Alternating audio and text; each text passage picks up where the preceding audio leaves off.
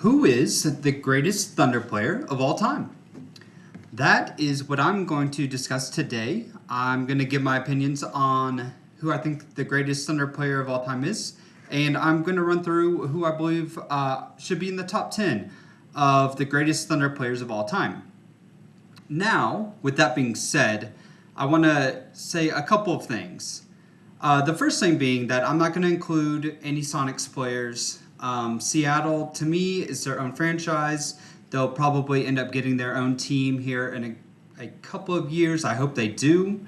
So you're not going to see names like Gary Payton, Sean Kemp, other guys from the 70s or 80s that we may not know.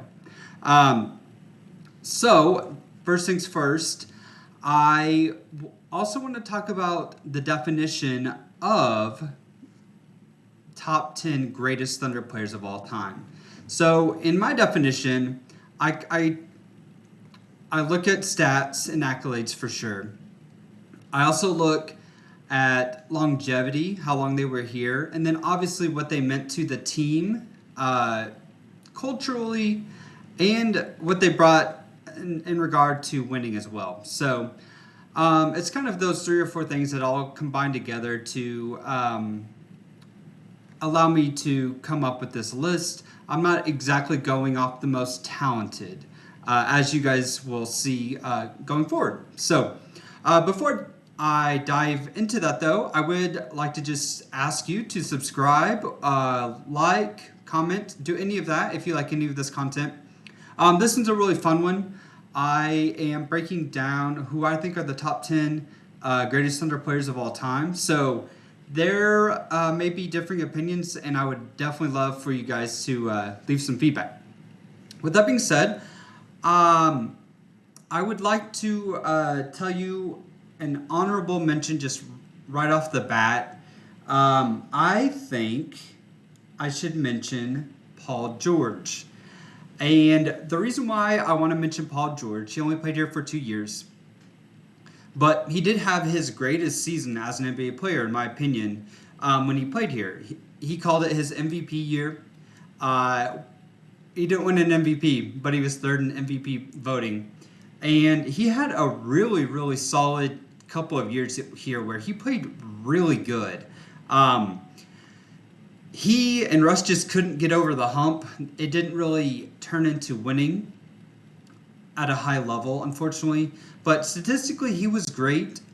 And more importantly to me, he signed going into that second year when he could have walked away. And that was a really big deal. He could have left high and dry, kind of like Kevin did, where we didn't have any kind of assets or anything after the guy left. He could have easily have done that.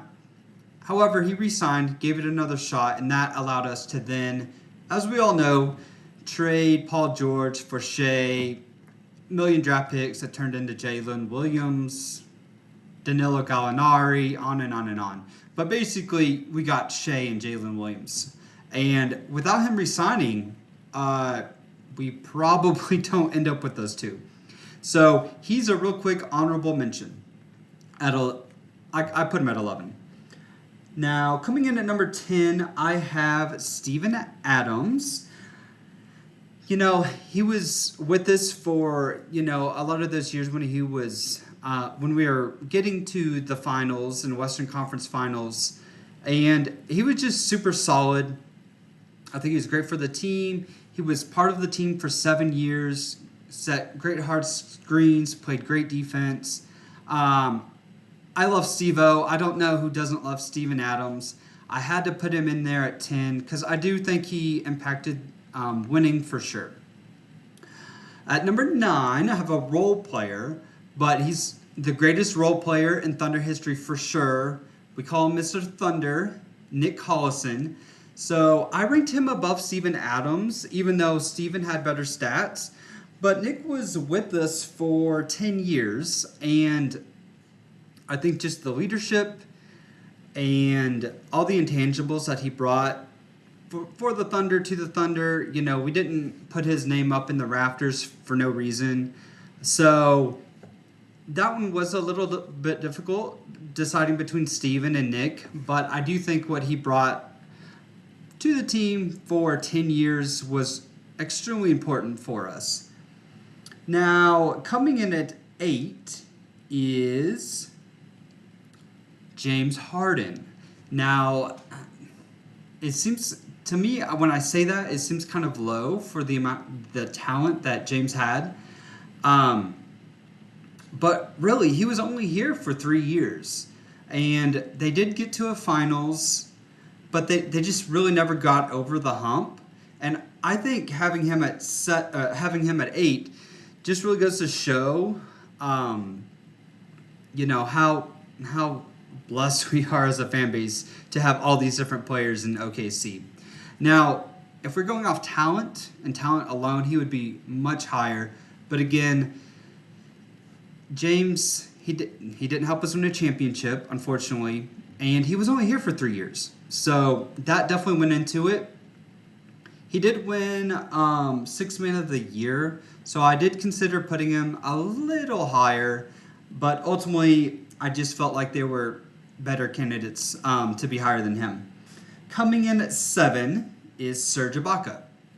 So again, I believe that James was more talented for sure than Serge, but Serge did play here for 7 years, and he was a 3-time all-defensive first-team player, so he had some accolades for himself for sure. He was just, we relied on him a ton on the defensive end, and I think without having that defensive presence, we wouldn't have made it to the Western Conference Finals that we did, or even the finals. So Serge goes above Harden for me just because he did play for the Thunder quite a few more years than James. And as we all remember, the Thunder organization, they kind of picked Ibaka over Harden, I believe. They made sure and signed him. So anyways, I have Serge Ibaka at 7. Coming in at 6 is Lou Dort. And Lou has played for the Thunder for 6 years. And the reason why I feel confident putting Lou over Serge and James is because, quite simply, he helped us win a championship. And that's the ultimate goal. It doesn't get any better than that. He's been our best perimeter defender for the last 5 years. He's playing the best player every single night. Sometimes he'll guard a wing, sometimes he'll guard a point guard. And so I just feel super confident having Lou at 6. He's big game Lou. He's hit big shots. I think it was game 4 of the finals when one of the games in the finals where he hit like 3 threes in a row, and we wouldn't have won at that game without him. So he has proven that he's clutch. He comes up massively in big games, and he's already been playing for the Thunder for 6 years as well. He's already 1 year away from Ibaka, and again, helped us win a championship. Now coming in at the top 5, at 5, I've got Chet, and to me, it's pretty easy. I've got Chet because he is so dominant on defense. You look at the numbers, the on-off numbers, and he didn't play great on the offensive end during the playoffs. And again, I did discuss that. I think he's still recovering from the hip, and just what he does defensively as well as what he adds offensively. But the defensive dominance is really, really incredible. And again, he's one of the guys that led to us winning a championship. Without him, there's no way we win a championship this year. I mean, there's just no way. So I've got Chet at 5. Coming in at 4 is J-Dub. So I've got Jalen Williams at 4. He, is the number 2 guy on a championship winning team. Now, he's only been part of the Thunder for 3 years. But again, he's a versatile defender as well. He played center for us as a 6'6" wing for a quarter of the season. He's all NBA defense and all NBA third team.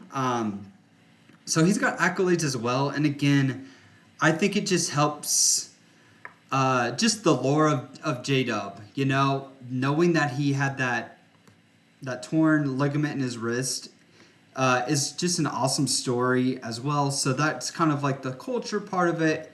And like I keep talking about, he helped us win a championship. It doesn't get any better than that. So Dub is easily the fourth greatest player of all time for the Thunder. And I think it'll take, honestly, just a couple more seasons, and Dub and Chet are going to keep climbing the ladder pretty easily. So, yeah, I see them being in the top 3 in the near future, for sure. So, or at least Jalen being in the top 3, and maybe Chet being in top 4. But anyways, coming in at 3 is Kevin Durant. So KD was incredible. He left us, but you still have to recognize how great he was for us. He played in OKC for 8 years. I was reminded he's a 4-time scoring champ. So 4 years out of the 8 years that he was here, every other year he was leading the NBA in scoring. Now, I knew we had an MVP. We all remember that. You're the real MVP. We remember that, but I didn't quite remember that he was that dominant of scoring, like number 1 every other year. So he definitely had his accolades as well. His stats got us to a couple of Western Conference Finals, got us to a NBA Finals, and talent-wise, he is for sure in the top 2. But we're going off of we're doing the greatest Thunder players of all time. Coming in at 2, pretty easily for me, is Russell Westbrook. So again, he has incredible stats, but he was with us for 11 years. He won that MVP, and that MVP year was just magical. It was magical for the Thunder organization, for the NBA with all the triple doubles, and just for Oklahoma City. I think it allowed us to kind of heal a little bit and kind of be like, okay, we're going to survive without Kevin Durant. So what Russell did for us, he's another player that he could have left. He re-signed after his MVP year, I believe it was. And without him doing that, again, we wouldn't have gotten other assets over time. So, again, that was a big help as well. And, yeah, we love Russ. Everyone loves Russ. We give him the standing ovation anytime he's here, which I love. And then once we get to playing, it gets real, and we root for our guys. But yeah, Russell Westbrook, number 2. Coming in at number 1, obviously, I'm sure you guys can tell, I have Shea.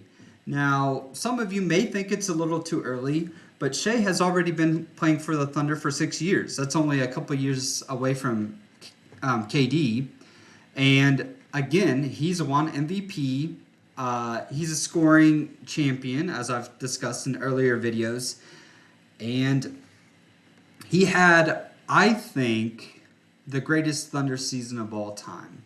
He won the scoring title. He won MVP. He won Finals MVP. He brought a championship to Oklahoma City as the best player on the team. And that alone puts him at number 1, and to me isn't even particularly close. The championship supersedes the longevity of Russell, so that's why I've got him at 1. So that is my top 10 greatest Thunder players of all time. I see the list changing dramatically over the next few years, like I did say. But yeah, that's all I've got for now. This is Thunder Up Talk, and I will talk to you later. Bye.